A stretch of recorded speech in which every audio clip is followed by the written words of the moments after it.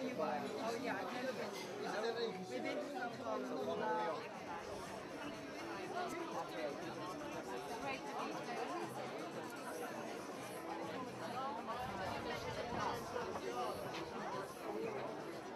These moments when your film first takes its first little toddling steps, your little baby, you're pushing it off, you know, like little bird about to fly, is always very nerve-wracking. Is it going to sort of crash onto the rocks below, or is it going to soar? You know, you have no idea.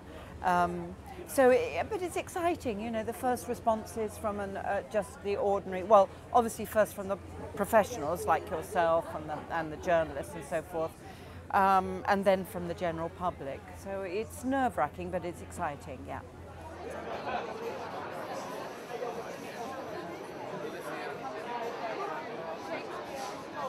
Well, I got involved because I'm married to the director. Weird the way that happens, isn't it? It's a strange coincidence, really.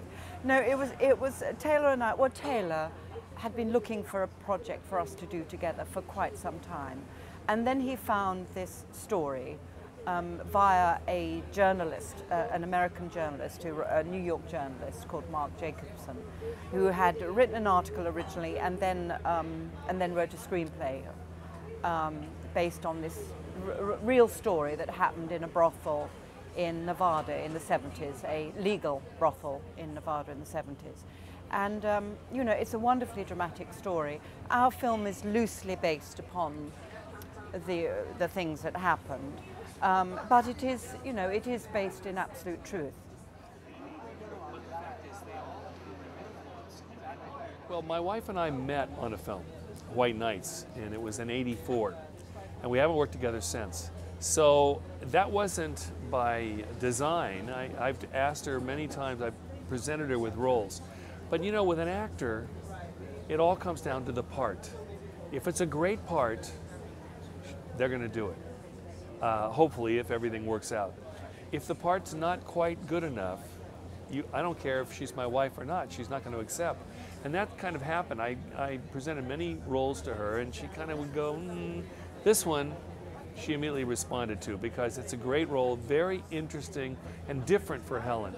This is a different Helen Mirren role, and that's great to be able to do. Well, of course, I worked with him once before, but a very long time ago. I've been on set with him and watched him work, obviously, many, many, many times over the years. Very different when you're the one in the hot seat, so to speak, and you have to be his wife.